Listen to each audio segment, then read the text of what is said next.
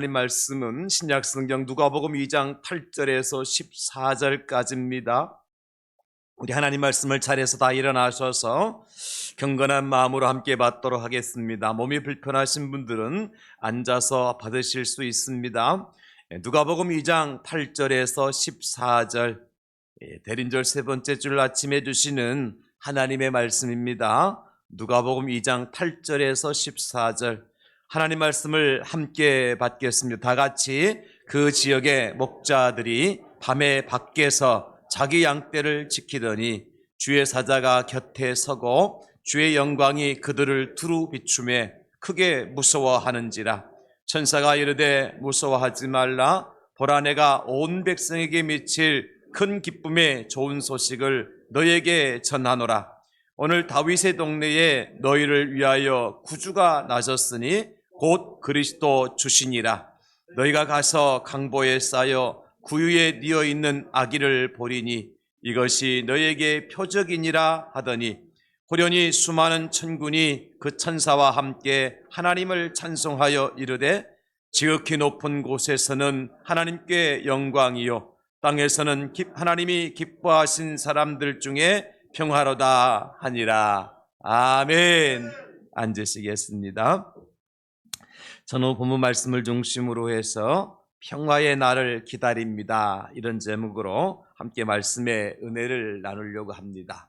우리 예수님께서 하늘의 영광 보좌를 다 내려놓으시고 이 땅에 우리에게 소망과 기쁨과 평화를 주시기 위해서 오신 그날, 이 성탄절을 기다리며 기대하며 지키는 절기, 이 대림절, 오늘 세 번째 주일입니다.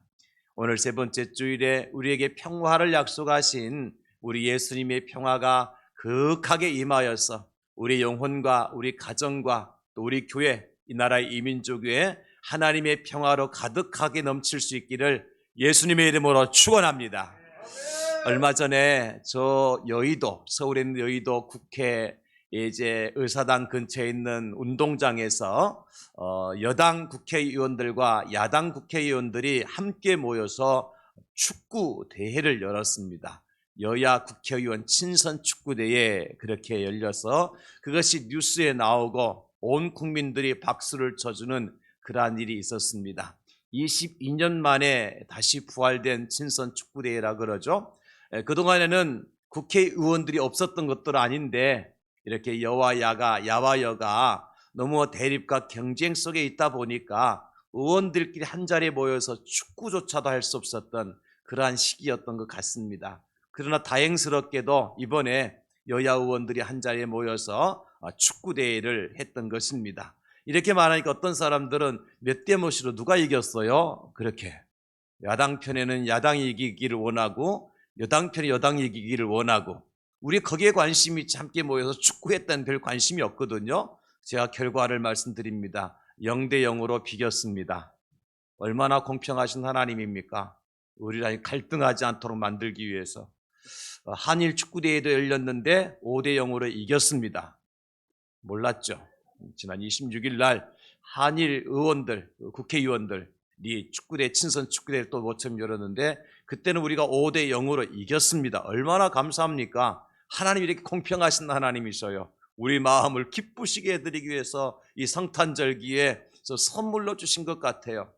물론 월드컵 대회 나가서 우리 축구팀이 16강까지 올라간 것도 대단한 일이지만 말입니다, 여러분. 제가 이런 말씀을 드리는 이유가 무엇입니까? 옛날 같으면 아주 당연한 어떤 일들이 큰 이슈가 된 이유는 우리 사회가 그만큼 갈등과 대립의 골이 깊어졌다는 것입니다.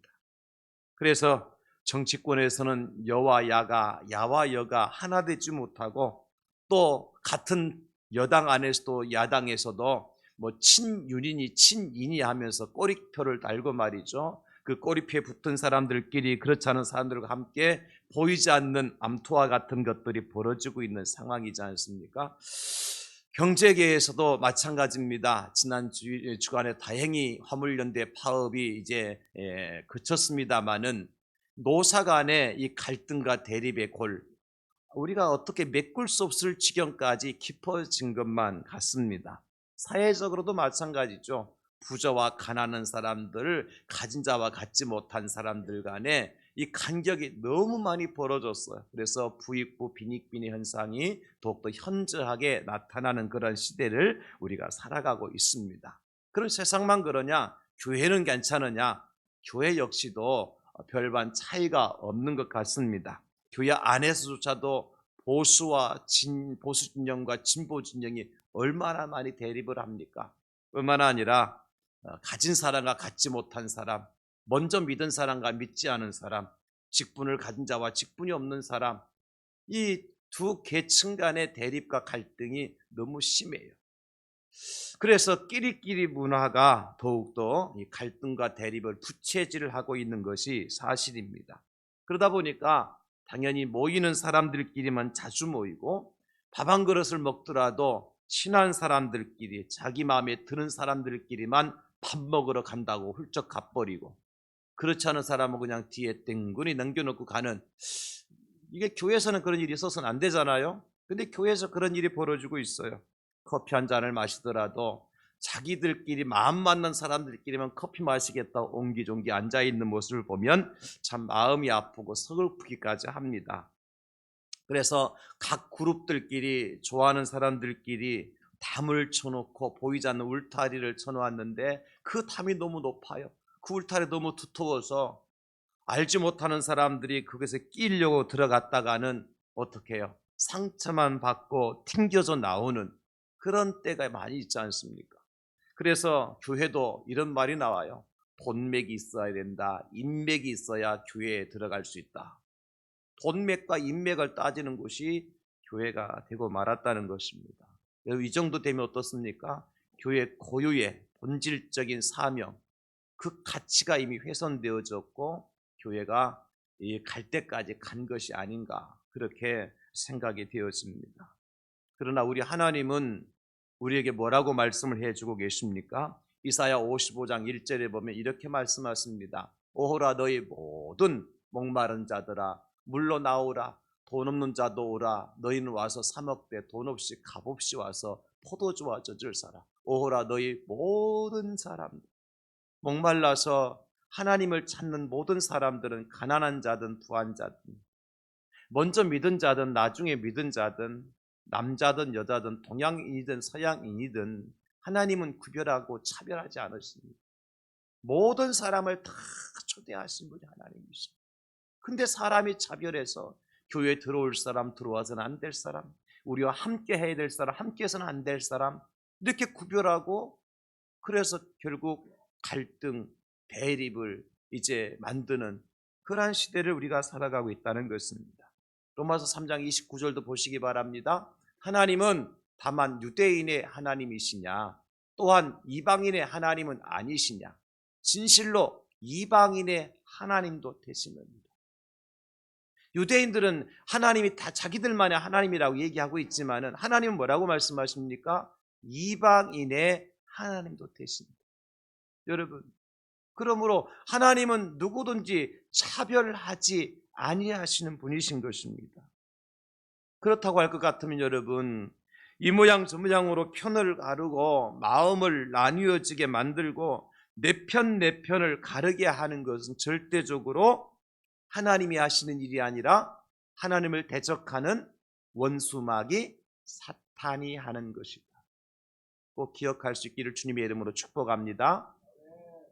내 편 가르는 거, 우리 팀 내 팀 가르는 거, 그거는 하나님께서 하신 일이 아니에요. 적어도 하나의 공동체 교회 안에서는요, 우리는 그리스도 예수 안에서 하나일 뿐입니다. 할렐루야. 그것을 가르고 편을 가르고 나누고 분당을 시키고 분리를 시키는 것은 하나님의 원수인, 교회의 원수인 사탄 마귀가 하는 일이다. 교회는 여러분 예수 그리스도를 머리로 한 하나의 공동체입니다. 할렐루야. 여러분 에베소 4장 3절 우리 다 같이 한번 읽어볼까요? 시작.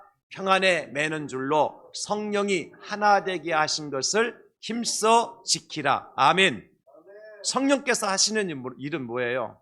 하나 되게 하시는, 무엇으로? 평화의 줄로 묶어가지고, 평화의 줄로 연결해가지고 너와 내가 평화를 이루면서 원수되었던 자가 다시 친구가 되고 동력자가 되고 하나가 되어져서 하나의 공동체로 만들기 위해서 이 땅에 보내신 분이 하나님, 성령 하나님이거든요. 그 성령 하나님께 우리에게 주신 그 마음을 가지고 하나 될 수 있도록 힘써 지키라고 말씀하고 있습니다. 서로 다투고 갈라서는 것이 아니라 그리스도 예수 안에서 연합하고 화합해서 하나의 몸을 이루기 위해서 우리 예수님이 하늘의 그 영광 보좌를 다 내려놓으시고 이 땅에 오셔서 화목 제물이 되어 주셨잖아요. 화목 제물. 하나님과 우리 사이를 화목하게 만들기 위해 당신이 십자가에 달려 죽으셨어요. 나와 이웃을 하나 되고 연합하고 화합하고 화해하도록 하시기 위해서 예수님께서 십자가 위에서 피 흘려 죽으셨습니다. 여러분 믿으십니까? 화목 제물이 되어 주셨어요. 그리고 우리가 하나 되지 못하고 연합하지 못하고 화합하지 못하고 평화하지 못하는 것은 예수님을 다시 십자가에 못 박는 일을 하는 것과 똑같은 거예요. 그래서 오늘 이제 대림절 세 번째 주일 아침 시간에 평화의 날을 기다립니다. 이런 제목으로 함께 말씀의 은혜를 나누려고 하는 겁니다. 여러분 그러면 교회 연합과 화합과 평화와 일치를 깨트리는 요인들만 우리가 알면 될 거 아니에요. 그거 안 하면 되잖아요. 그죠? 그거 따라가지 않으면 되는 겁니다. 교회가 하나됨에 있어서 일치되고 연합되고 화합하고 평화를 만들어가는 데에 방해되는 요소들이 있어요. 그 첫째 그것이 뭐냐면 편견이라는 것이거든요. 그래서 우리가 이게 어떻게 해야 돼요? 서로에 대한 선입견을 버려야 됩니다. 편견을 버려야 돼요. 선입견을 버려야 돼요.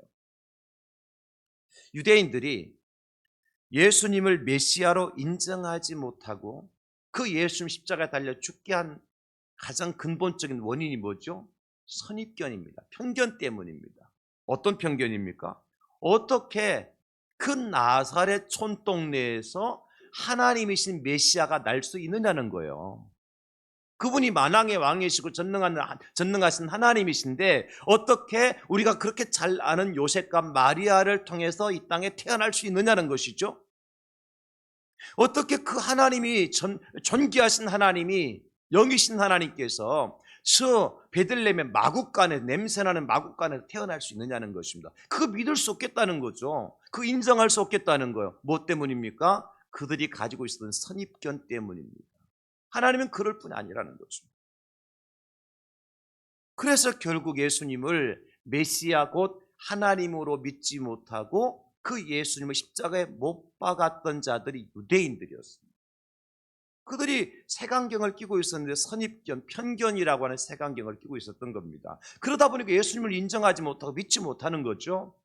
여러분 또 하나 예를 들어볼까요? 사울 왕이 왜 그토록 다윗을 죽이려고 쫓아다녔습니까? 다윗이 사울 왕으로부터 미움받을 짓을 했습니까? 사울의 선입견 때문입니다. 다윗과 사울이 블레셋과 싸우고 승리하고 돌아올 때 여인들이 환영의 노래를 부르잖아요. 사울이 죽인 자는 천천히요 다윗이 죽인 자는 만만이라. 그 여인들의 노래소리를 듣고 사울이요 다윗에 대해서 잘못된 선입견을 갖기 시작한 거예요. 어떤 선입견이냐? 사무엘상 18장 8절로 9절에 보니까요. 사울이 그 말에 불쾌하여 심히 노하여 이르되 다윗에게는 만만을 돌리고 내게는 천천만 돌리니 그가 더 얻을 것이 나라 말고 무엇이냐 하고 그날 후로 사울이 다윗을 주목하였다. 여러분 우리가 잘 알지만 다윗이 전쟁터에 나가서 자기 생명을 걸고 싸웠던 것이 사울 왕의 자리를 빼앗고 자기가 왕이 되기 위해서 그렇게 한 것입니까? 그건 아니지 않습니까? 정말 나라를 사랑하고 자기 생명을 바쳐 왕을 대신해서 전쟁터에 나가서 블레셋과 싸워서 승리하고 돌아온 거예요. 그냥 순수한 마음이죠. 나라를 사랑하고 왕을 존귀하게 여기는 마음, 충성된 마음이죠. 그거 하나 때문에 자기 생명을 걸고 나가서 싸우고 돌아온 그 다윗에 대해서 사울은 뭐라고 생각한 거예요? 이제 다윗이 노리는 것은 내가 가지고 있는 이 왕의 자리 외에 무엇이 또 있겠느냐. 그런 선입견이 딱 들어오니까요, 그 다음부터 다윗이 행동하는 모든 것들이 다 무엇으로 보여요? 내 왕의 자리를 빼앗으려고 다윗이 꾀를 쓰고 다윗이 나가서 싸우고 그런 것으로 보이는 거죠. 그러니까 평생 사울은 다윗을 죽이기 위해서 태어난 사람처럼 그렇게 살았다. 얼마나 안타깝습니까? 이 선입견 하나가, 나라 말고 원하는 게 다윗에게 뭐가 있겠느냐 생각했던 것이 편견 하나 때문에 평생 사울은 불행하게 살아가는 것입니다. 여러분, 이렇게 선입견이라는 것이 참으로 무서운 거예요. 누군가를 인정하지 못하고 받아들이지 못하고 두 사람 사이의 화합과 일치와 평화를 만드는 것이 아니라 어떻게 해요? 한 사람은 죽이려고 그러고 한 사람은 피하여 가야만 되는 대립, 갈등의 관계를 만드는 것이 뭐예요? 한 사람이 가진 선입견이에요. 편견이에요. 이거 우리가 벗어버리지 않으면 교회도 하나 될 수 없습니다. 그러므로 우리에게 필요한 것이 무엇입니까? 이 선입견, 편견이 아니라 객관적으로 판단할 수 있는 눈이 필요한 거예요. 객관적이고 사실적인 것. 그런데 여러분, 예수님께서 이 땅에 아주 천한 곳으로, 미천한 곳으로 오시겠다고 한 말씀이 이미 구약의 선지자를 통해서 다 예언된 말씀들이죠. 그러니까 예수님께서 베들레헴에 오신 것도, 그리고 나사렛에 오신 것도, 마리아를 통해서 오신 것도 이미 미가나 스가랴나 이사야 선지자를 통해서 다 예언된 말씀이지 않습니까? 그것을 이룬 거예요. 이것은 객관적인 사실이죠. 객관적인 사실이에요. 이 말씀을 믿는 사람들은 예수님이 어떤 모습으로 오든지 간에 그대로 말씀대로 오시면 그분이 메시아인 겁니다. 그분이 하나님 맞습니다. 이거 객관적인 사실 아닙니까? 그런데 유대인들은 그걸 믿지 못했던 거죠. 편견을 가지고 있었기 때문에, 선입견을 가지고 있었기 때문에. 낮은 데로 오신 예수님, 그 예수님 만나지 않으면, 하나님의 말씀을 우리가 듣지 못하면 우리도 역시 마찬가지로 유대인들처럼 편견과 선입견으로 공동체를 하나 되지 못하도록 가로막는 역할을 할 수밖에 없어요. 꼭 기억하시기 바랍니다. 내 선입견 내려놔야 돼요. 내 편견 내려놔야 돼요. 자, 예수님 어떤 모습으로 오셨습니까? 미가 5장 2절에 보니까 베들레헴 에브라다야, 너는 유다 족속 중에 작을지라도 이스라엘을 다스릴 자가 내게서 나게로 나올 것이다. 그의 근본은 산고의 영원에 있느니라. 분명히 말씀하셨지 않습니까, 여러분? 그죠? 예수님 그대로 오신 게 사실이 맞지 않습니까? 또 예수님 왕으로 예루살렘 입성하실 때도 겸손이 어떤 것인지를 보여주시기 위해 이렇게 하셨습니다. 스가랴 9장 9절, 시온에 따라 크게 기뻐할지어다, 예루살렘에 따라 즐거이 부를지어다. 보라, 네 왕이 내게 임하시나니 그는 공의로우시며 구원을 베푸시며 겸손하여서 나귀를 타시나니 나귀의 작은 것 곧 나귀 새끼니라. 아니, 유대인들이 예수님 나귀 새끼 타고 오는 거 보면서 왕으로 모시지 않았잖아요. 어떻게 우리의 메시아가 저런 나귀 새끼 타고 말이죠, 저렇게 우스꽝스러운 모습으로 예루살렘에 입성할 수 있느냐, 도무지 받아들일 수 없는 것입니다. 왜? 그들의 선입견, 편견 때문입니다. 그러나 그것이 이미 예언된 하나님의 말씀대로 되어진 실제적인 사건이죠. 그렇습니다. 우리가 다른 사람에 대하여 잘못된 선입견에서 벗어나지 않으면 공동체는 하나 될 수 없습니다. 그러면 그 잘못된 선입견에서 벗어나기 위해서는 어떻게 해야 돼요? 우리 예수님을 만나야 돼요. 다른 방법 없습니다. 예수님 만나는 방법밖에 없어요. 그리고 그 예수님의 마음을 내가 품지 않으면 죄의 속성을 가진 인간의 생각 가지고는 선입견을 버릴 수가 없습니다. 아담과 하와 이후로 태어난 여자의 후손으로 태어난 모든 사람들에게 뭐를 가지고 태어나요? 죄를 가지고 태어난다고요. 그 죄의 속성은 죄라고 하는 것이 내 눈을 가리고 있기 때문에 그것만 가지고는 객관적인 사실적인 사실을 그대로 볼 수 없어요. 항상 왜곡되게 보게끔 되어 있어요. 그래서 우리가 예수님 만나야 된다는 것이고 예수님의 마음을 품어야 된다는 것이죠. 그럴 때 선입견이 아니라 하나님의 말씀대로 세상을 볼 수가 있는 것입니다. 자, 빌립보서 2장 6절로 8절입니다. 그는 근본 하나님의 본체신 하나님과 동등됨을 취할 거 여기지 아니하시고 오히려 자기를 비워 종의 형체를 가지사 사람들과 같이 되셨다. 예수님이시죠? 예수님께서 세례 요한의 제자들이 예수님께 찾아왔어요. 묻잖아요. 우리의 스승이신 세례 요한께서 당신이 우리가 기다리신 메시아가 맞는지 아닌지 한번 묻고 돌아오라고 하셨습니다. 우리가 기다리신 메시아가 당신이 맞습니까? 아니면 우리가 또 다른 이제 메시아를 기다려야 됩니까? 그때 예수님께 그 세례 요한의 제자들에게 하신 말씀이 뭐죠? 너희들이 듣고 본 바 그대로를 가서 요한에게 얘기해라. 살 붙이고 뼈 붙이지 말라는 겁니다. 선입견 가지고 편견 가지고 말하지 말라는 거죠. 너희 두 눈으로 똑똑히 보았고 귀로 똑똑히 들은 것 그대로 가지고서 얘기해라. 그것이 진실이고 사실이다. 예수님께서 세례 요한의 제자들에게 가르쳐 준 것입니다. 그래서 구약 성경에 보면 여러분 모든 사람의 악과 죄에 대해서 판단을 할 때 어떤 기준을 줍니다. 그게 뭐냐면 신명기 19장 15절이거든요. 사람의 모든 악에 관하여 또한 모든 죄에 관하여 한 증인으로만 정할 것이 아니요 두 증인의 입으로나 또는 세 증인의 입으로 그 사건을 확정할 것이며 한 사람 말만 들어가지고는 그것이 객관적인 사실이 아닐 수가 있다는 겁니다. 왜요? 자기 입장에서 말할 수 있거든요. 자기 생각으로 말할 수 있거든요. 그러니까 증인을 세울 때도 한 사람의 증인 가지고는 증인의 능력이 없습니다. 반드시 두 사람 이상의 증인이 말을 할 때 증인의 능력이 있는, 법정 용어죠. 증인 능력이 있다는 것은 효과가 있다는 것이죠. 여러분 그렇습니다. 코끼리의 다리만 만져보고 와서 이게 뭐라고 얘기하는 사람하고 다리도 만져보고 코도 만져보고 귀도 만져보고 꼬리도 만져보고 다 만져보고 난 다음에 이게 어떤 물체라고 얘기하는 사람하고는 다를 수 있잖아. 그죠? 그래서 우리 어르신들이 옛날 어른분들이 그런 말씀하세요. 어떤 사람에 대해서 제대로 알려면 적어도 사계절을 지나가 봐야 한다. 사계절을 함께 지내봐야 한다. 그러니까 딸랑 몇 주일 연애해보고 어떻게 그 사람이 어쩌합니까? 1년 동안은 지켜봐야 돼요. 그 인간이 어떤 인간인지 알려면. 봄의 인간이 다르고 가을의 인간이 다르다니까요.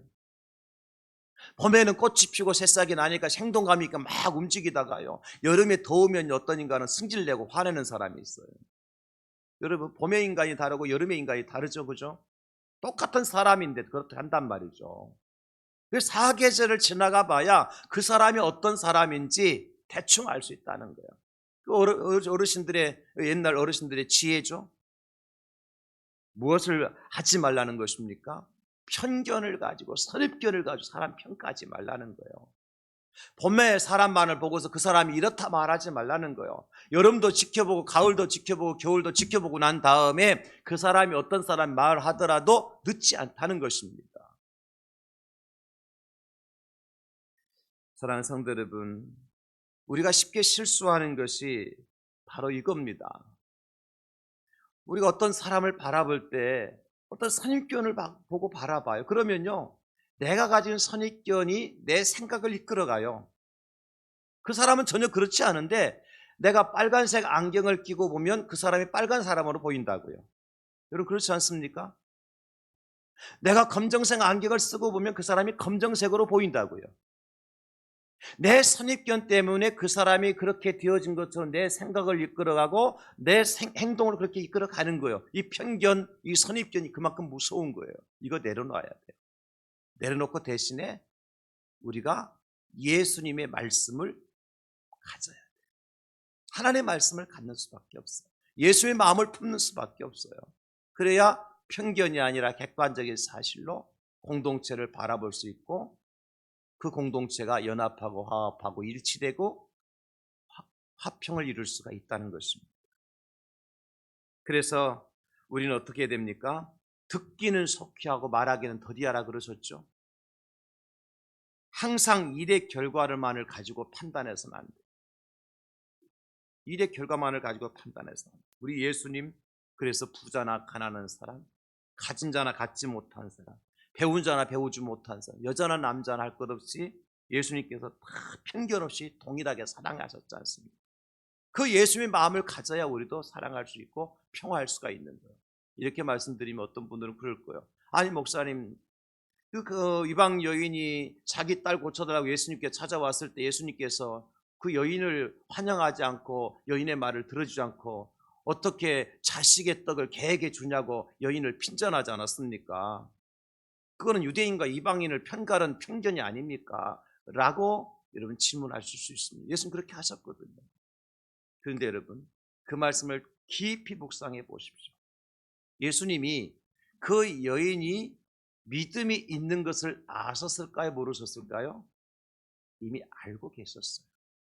그럼에도 불구하고 그런 말씀을 많은 제자들 앞에, 유대인들 앞에 그렇게 말씀하셔서 마치 그 여인에게 무한을 주는 것처럼 유대인이 아닌 이방인을 멸시하는 것처럼 말씀하신 이유가 뭐냐? 예수님 주변에 서 있는 제자들과 유대인들의 편견을 깨트리시기 위한 것이었습니다. 그 여인이 주님 맞습니다. 개들도 주인의 상에서 떨어지는 부스러기를 먹나이다. 이 말을 할 것을 예수님께서 아셨다는 거예요.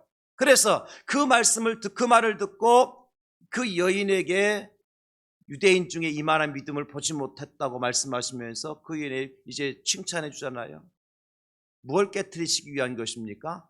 유대인들이 가지고 있었던 이방에 대한 편견을 깨트리시기 위한 것, 선입견을 깨트리시기 위한 것이었어요. 그래야 예수님께서 승천하신 다음에 제자들이 유대에만 갇혀 있지 않고 온 예루살렘과 유대와 사마리아와 땅끝까지 이르러서 증인의 삶을 살아갈 수가 있거든요. 예수님 그것뿐이었습니까? 유대인들은 안식일에 아무것도 하지 않는 일을 알고 그것이 최고의 율법을 지키는 것으로 알고 있었잖아요. 선입견입니다. 그것을 깨트리시기 위해 예수님 무슨 일을 하셨죠? 안식일마다 손 마른 자를 고치고 병자를 고치시고 안식일마다 사사건건 그들과 어떻게 해요? 변론을 하셔요. 안식일의 주인도 예수님이시라는 사실을 보여주기 위해서 그들의 선입견, 편견을 깨트리시기 위해서 안식일을 안 하면 안 싸울 수 있잖아요, 여러분. 그렇죠? 아니 월화수목금 얼마든지 일주일 중에 다른 닷새 동안에 할 수 있지 않습니까? 근데 예수님이 왜 하필 안식일날 꼭 그런 일을 하셔갖고 그들과 대립하고 갈등하고 싸우셨냔 말이에요. 그들의 무엇을 깨트리시려고? 선입견과 편견을 깨트리시려고 하신 거예요. 예수님 다 알고 계셨다니까요.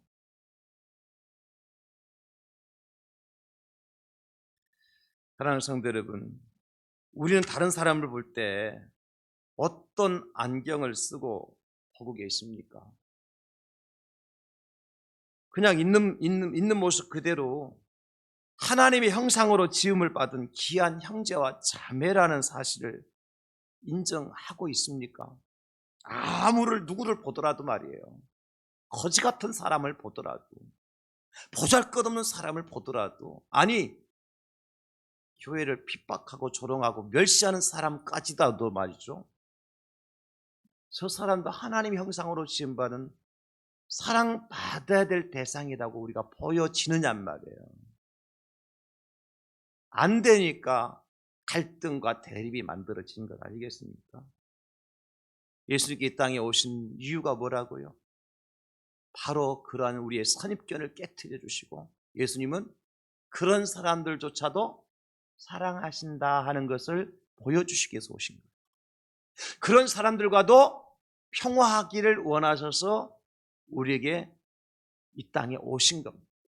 그래서 그 예수님의 마음에 모시고 예수님의 마음을 품지 않으면 우리는 여전히 편견의 안경을 벗어버릴 그런 방법이 없어요. 오직 예수님을 만나고 예수님을 영접하고 예수님의 마음을 품을 때만이 예수님의 마음으로 세상을 바라볼 수가 있습니다. 여러분, 예수님께서 요한복음 17장 23절에 말씀하십니다. 곧 내가 그들 안에 있고 아버지께 내 안에 계시어 그들로 온전함을 이루어 하나 되게 하려 함은 아버지께 나를 보내신 것과 또 나를 사랑하신 같이 그들도 사랑하신 것을 세상으로 알게 하려 함이로소이다. 예수님의 목적은 하나 되게 하십니다. 평화를 깨트리는 게 절대 아니에요. 어떠한 이유에서든지 간에 교회의 평화가 깨져서는 안 됩니다. 여러분. 교회가 둘로 셋 쪽으로 나뉘어져서는 안 됩니다. 여러분. 물론 개척을 위해서, 교회 확장을 위해서 분립 개척하는 것은 나뉘어지는 게 아니지 않습니까? 그런 거 말고 서로 1층, 2층에서 싸우고 왼쪽, 오른쪽을 싸워가지고 두 쪽, 세 쪽알이 나는 것은 하나님께서 원하시는 게 절대 아니다. 기억하셔야 돼요. 교회 안에서 호남파, 영남파 가르고 진보, 보수를 가르고 김씨, 박씨, 새씨를 가르는 거는요, 이건 정말 하나님께서 원하시는 게 절대 아니에요. 이 편견 버려야 돼요. 영남 사람들은 호남 사람들을 굉장히 안 좋게 여겨요. 그 안에는 뭐 호남 사람의 피만 흐릅니까? 예수님의 피도 흐르지 않습니까? 편견, 선입견 버리셔야 됩니다. 제가 보니까요, 저는 호남 사람도 아니고 영남 사람도 아닙니다. 저는 충청도 사람이에요. 객관적으로 볼 수 있는데 경상도 사람도 못된 사람이 있고요, 전라도 사람도 착한 사람이 있습니다. 무슨 얘기인지 아시겠죠? 꼭 전라도 사람 못된 사람, 영남 사람 뭐 그거 아니더라니까요. 편견을 좀 내려놔야 돼요. 선입견 내려놔야 돼요. 그러기 위해서는 우리 예수님 만나야 되고요, 예수님 마음을 품지 않고는 불가능해요. 저와 여러분들이 이 대림절, 이 성탄절을 기다리면서 이번에는 우리의 선입견, 편견을 깨트리는 기회가 되었으면 좋겠어요. 저 인간은 안 돼가 아니라 될 수도 있는 거예요. 꼭 이것만이 아니라 다른 것도 있을 수가 있는 거라니까요. 이 편견, 선입견을 좀 내려놓고 예수님의 마음을 품고 하나 되고 연합되고 화합과 일치와 평화를 이루는 여러분의 가정, 우리 교회가 될 수 있기를 다시 한번 평화의 왕으로 오신 예수님의 이름으로 축원합니다. 이 선입견을 버려야 된다. 두 번째는요, 내가 서로에 대한 평가의 기준이 아니라는 것을 아셔야 돼요. 내가 기준이 아니에요. 따라서 합시다. 내가 기준이 아닙니다.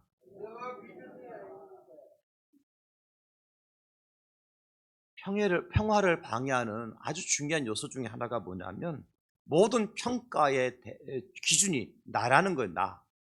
그리고 우리 아이들하고 대화할 때 어른들이 그러잖아요. 야 임마, 나 때는 그렇게 안 했다. 그래, 아이들이 뭐라 그래요?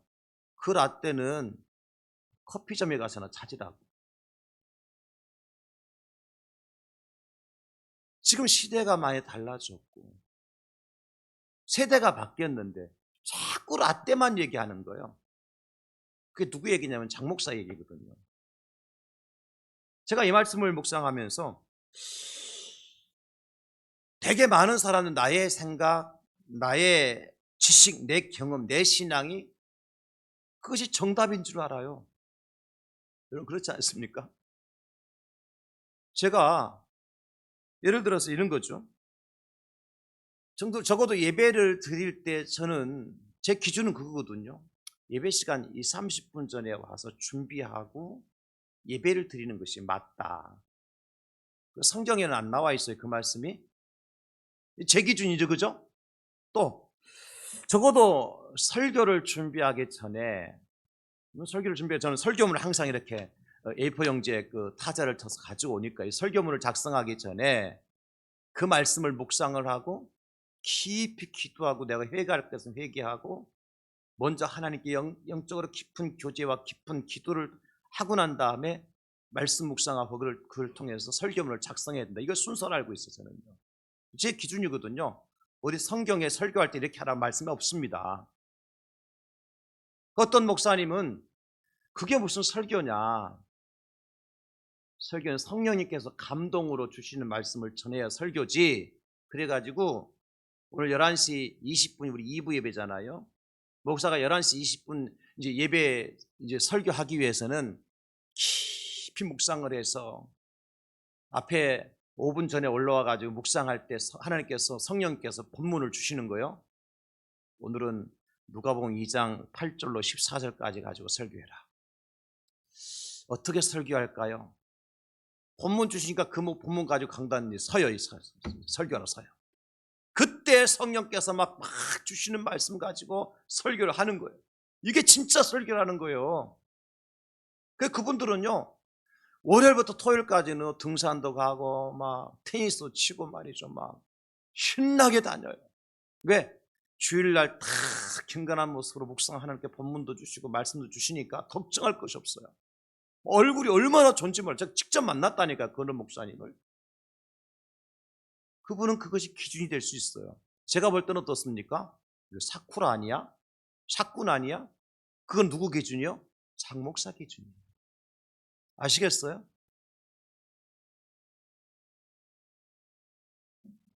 목사가 어떻게 양복 입지 않고 강대상에서 설교할 수 있어? 이거 누구 기준이겠어요? 예, 장 목사 기준이에요. 근데 지금 서울이나 많은 지역에서요, 목사님들 주일날 오전 예배 시간에요, 청바지 입고요, 아주 심플한 그러한 복장을 하고 막 여기저기 왔다 갔다 하면서 움직이며 설교하시는 목사님들 많습니다. 지금 한국 교회에. 미국만 뿐 아니에요. 미국은 뭐 대부분 그렇고. 그거 잘못된 겁니까? 제 기준으로 볼 때는 아니죠. 그러나 그분들한테 뭐 여쭤보세요. 그분들의 기준이 있는 것 아니겠어요? 제가 지금 뭘 얘기하는 거예요? 모든 것의 평가의 기준이 내가 돼서는 안 된다는 거예요. 그러면 분명히 싸워요. 다툼이 일어나요. 대립과 갈등의 골이 깊어져요. 예수님 당시에 바리새인과 서기관들이 그랬잖아요. 모든 것이 다 자기들이 기준이잖아요. 그러니까 기도하는 방법도, 기도하는 장소도, 금식하는 것도, 구제하는 것도 자기들이 기준이 되어가지고 그렇게 하지 않는 사람들을 어떻게 해요? 평가하고 정죄하고 판단하고 죄인 취급해버리잖아요. 예수님 당시에 바리새인과 서기관, 종교 지도자들이 그랬지 않습니까? 자기들과 방식이 다르면 따돌리고 깎아내리고 죄인 취급을 하고, 결국에 하나님이신 예수님을 십자가에 못 박아 죽게 했잖아요. 여러분, 이해라고 하는 영어 단어의 원뜻이 뭐라고 얘기 들었습니까? 이해라고 하는 영어 단어가 뭔지 아시잖아요. 그것은 상대방의 눈높이까지 내가 내려가서 서 있는 거예요. 그리고 행동하고 말하는 거예요. 내가 키가 큰 사람은 낮은 사람처럼 내려앉아야 돼요. 내가 키가 작은 사람이면 높은 사람을 같이 가려면 뭔가 올려놓고 올라가서 같이 눈높이를 맞춰봐야 그 사람에 대해서 알 수 있어요. 여러분 그렇지 않겠어요? 키 작은 사람을 올려다 보면 뭐밖에 안 보여요? 콧구멍밖에 안 보이잖아요. 그거 보고 그 사람 평가하면 되겠습니까? 그 사람은 콧구멍만 있는 게 아니잖아요. 머리가 대머리일 수도 있는 거고, 안 보이는 곳에. 이게 understand라고 하는, 이해라고 하는 영어 단어의 원뜻이잖아요. 그렇습니다. 옳고 그름의 평가와 판단의 기준, 잘하고 잘못하고의 평가 기준이 내가 될 때 절대로 평화를 누릴 수 없어요. 네 말이 옳으냐 내 말이 옳으냐 가지고 반드시 따지고 싸울 수밖에 없다는 겁니다. 부부지간에도 마찬가지지 않습니까, 여러분? 한번 생각해 보시기 바랍니다. 부부가 만날 때 적어도 요즘에 30대 40대 결혼하니까 최소 30년을 잡고 30년 동안 서로 다른 지역에서, 집안에서, 환경에서, 여건에서, 학교도 다르고 출신도 다르고 그렇게 30년 동안 살다가 만나서 부부가 됐잖아요. 근데 어떻게 상대를 다 알 수 있다고 얘기할 수 있습니까? 그래서 예를 들어서 만두를 찍어 먹더라도 어떤 사람은 간장에 찍어 먹을 수 있는 거고 어떤 사람은 초장에 찍어 먹을 수 있는 거야, 식초에. 그죠? 그 간장에다가 어떤 사람은 여러분 고춧가루를 넣을 수 있는 사람이 있는 것이고 어떤 사람은 깨소금을 넣을 수 있는 거 아니겠어요? 근데 어떻게 된 집안이 그 만두를 갖다 간장에 찍어 먹냐, 식초에 찍어 먹냐, 그러고 싸우면 안 된단 말이죠. 기준이 내가 되면 싸울 수밖에 없는 거예요. 30년 동안 40년 동안 나는 간장에 만두를 찍어 먹고 살았는데, 아니 식초에 찍어 먹던 그 사람이 와가지고 오늘 간장에 찍어 먹는다고 싸움을 걸으니 싸우면 안 되겠습니까? 간장에 깨소금을 넣든 고춧가루를 넣든 자기가 자란 환경이 그런 건데, 배운 것이 그런 건데, 먹어온 것이 그런 건데, 지금 당장 그게 틀렸다고 말하니 싸우지 않을 수가 있겠냔 말이에요. 부부지간에도 마찬가지고. 그 모든 판단의 기준이 내가 돼서는 안 된다는 거예요. 그러면 어떻게 되느냐? 예수님께 제자들을 부르실 때 제자의 자격 조건 이렇게 말씀하셨어요. 마가복음 8장 34절, 우리 다 같이 한번 읽어볼까요? 시작. 무리와 제자들을 불러 이르시되 누구든지 나를 따라오려거든 자기를 부인하고 자기 십자가를 지고 나를 따를 것이니라. 아멘. 예수님이 제자가 되는 자격 조건 이거 하나입니다. 자기 부인입니다. 나를 내려놓으라는 거예요. 내 고집 가지고 내가 지금까지 살아왔던 습관, 그 버릇 가지고는 예수님의 제자가 될 수 없다는 거죠. 나를 완전히 내려놔야 돼요. 나는 없고 예수님만 있어야 되는 것이죠. 내 생각, 내가 가지고 있는 지식이 아니라 예수님께서 말씀하시는 그 말씀이 기준이 되어야 된다는 거죠. 그럴 때 화평함, 일치가 일어나는 것입니다. 그래서 내로남불이라는 말이 저는 정치판에만 있는 게 아니더라고요. 교회 안에도 가정에도 내로남불이 있더라는 거죠. 내로남불. 내가 하면 로맨스, 다른 사람은 불륜. 너무너무 역겨워요. 여러분 그렇지 않습니까? 사도 바울이요. 그렇게 여러 가지 다른 환경과 여건 속에서 핍박과 환난 속에서도 끝까지 복음을 전하는 전도자로 남아 있을 수 있었던 이유가 원인이 뭘까? 여러분 궁금하지 않습니까? 웬만하면 내려놓을 만도 하고 그만둘 만도 한데 그죠? 바울이 끝까지 달려갈 길에 마쳤잖아요. 그렇게 할 수 있도록 바울에게 힘 주었던 그 원인이 뭐냐면 빌립보 3장 7절로 8절에 나옵니다. 그러나 무엇이든 내게 유익하던 것을 내가 그리스도를 위하여 다 해로 여길 뿐더러 또한 모든 것을 해로 여기면 내 주 그리스도 예수를 아는 지식이 가장 고상하기 때문이라 내가 그를 위해서 모든 것을 잃어버리고 배설물로 여기면 그리스도를 얻기 위함이었다. 이거였더라고요. 무엇이든지 내가 유익했던 것도 한두 가지였겠어요? 바울 사도가? 자기가 가말리엘 최고 문화에서 공부했잖아요. 로마 시민권을 가지고 있었잖아요. 철학적인 지식이나 세상적인 학문의 지식이나 배움의 모든 것들을 볼 때 얼마나 그가 사역하는 데 많은 유익한 것들이 많았겠어요. 근데 다 해로 여겼다는 거예요. 다 무익한 것으로 여겼다는 거예요. 오직 예수 그리스도 아는 그 지식만이 최고 고상한 지식이다. 그래서 결국 어떻게 해요? 그것을 다 잃어버리고 배설물로 여기고 예수님만 얻게 되어졌다. 다른 말로 말하면 예수님 한 분만으로 만족하고, 그렇죠? 내가 아니라 예수님의 말씀으로 살고 내가 사는 것은 내 안에 그리스도께서 사시는 것을 위해서 기뻐하고, 이것이 바울 사도의 삶이었잖아요. 그것이 바울로 하여금 최고의 전도자로 사도로 남게 만들었던 거죠. 사랑하는 성도 여러분, 우리가 이 성탄절의 주인공은 분명히 크리스마스의 주인공은 산타클로스 할아버지가 아닙니다. 선물도 아닙니다. 반짝반짝 빛나는 전구도 아닙니다. 누구죠? 예수 그리스도입니다. 하물며 나조차도 성탄절 주인공이 될 수 없어요. 나조차. 내 고집, 내가 가지고 살았던 과거의 습관들 다 내려놔야 돼요. 그리고 대신 예수님으로 가득 채우셔야 돼요. 하나님 말씀으로 채우셔야 돼요. 그럴 때 내가 나오는 것이 아니라 예수님이 나와야 되고 내 말이 나오는 것이 아니라 하나님의 말씀이 나와야 되는 겁니다. 할렐루야. 여러분 제가 설교할 때 제 얘기만 계속하고 내려가 보세요. 그게 설교겠습니까? 내 경험담이고 내 인생 이야기지 하나님의 말씀이 아니잖아요. 그렇기 때문에 제가 뭘 여러분들에게 증거해요? 신구약 성경에는 하나님 말씀 구절 가지고 제가 증명을 하지 않습니까? 왜냐하면 장 목사가 설교의 주인공이 아니라 예수님이 말씀의 주인 되시기 때문에, 예배의 주인공이시기 때문에 그런 거예요. 이번 성탄절에는 먼저 우리의 편견을 버리고요, 또 나를 주장하는 것이 아니라 예수님의 사랑을 나타내므로 우리 교회 공동체가 하나 되고 화합되는 역사가 일어날 수 있기를 다시 한번 예수님의 이름으로 축원합니다. 마지막 세 번째는 사랑에 관계된 얘기인데요. 이건 제가 더 길게 얘기할 필요가 없는 것 아니겠습니까? 사랑이 없으면 교회가 하나 될 수 없습니다. 돈 가지고 하나 될 수 있을 것 같아요? 여러분 동창회 관계 가지고 하나 될 수 있을 것 같아요? 향후에 고향의 관계 그가 하나 될 수 있을 것 같아요? 천만의 만만의 말씀. 향후에 가서 안 싸웁니까? 동창회 가서 안 싸웁니까?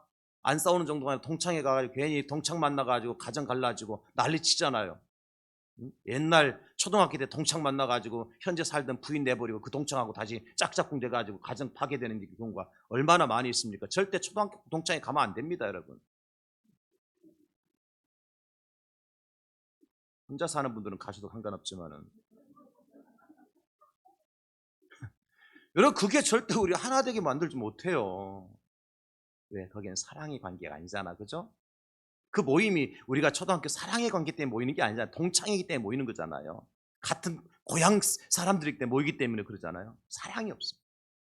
돈 때문에 모이잖아요. 사랑이 없어. 반드시 깨집니다. 예수님 명령하셨습니다. 요한복음 13장 34절 새 계명을 너에게 주노니 서로 사랑하라. 내가 너희를 사랑한까지 너희도 서로 사랑하라. 예수님 계명입니다. 부탁 아니에요. 계명입니다.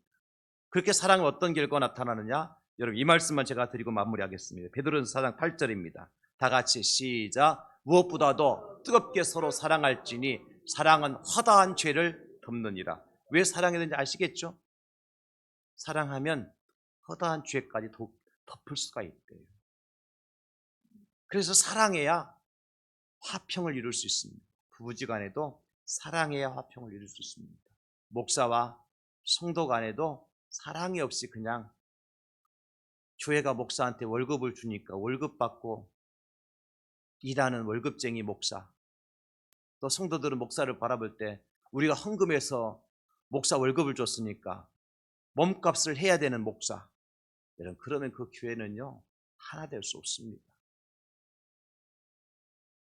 그렇게 생각하는 목사가 9시 출근하고 오후 6시 퇴근하고 땡 하면 끝이에요. 새벽기도 할 필요도 없는 거고 금요기도 할 필요 없는 거고 신방할 필요 없는 거예요. 그죠? 그 추가 수당 내놔야 되니까. 그게 아니잖아요.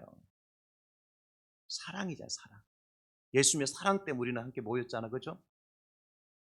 예수님의 사랑 때문에 목사가 됐고 예수님의 사랑 때문에 여러분들이 하나님의 교회를 섬기는 성도가 되신 거예요.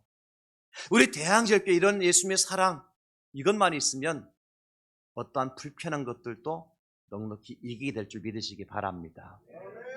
그 사랑으로 채워가시고 그 사랑으로 하나 되고 이번 성탄절에는 사랑으로 우리의 심령의 평화가 이런 가정의 평화가 그 사랑으로 우리 교회의 평화가 임하게 될 줄 믿습니다. 오늘 천사들이 노래했잖아요. 하늘에는 영광, 이 땅에는 하나님이 기뻐하신 사람들 중에 평화롭다. 기도하겠습니다. 하나님 아버지 감사합니다.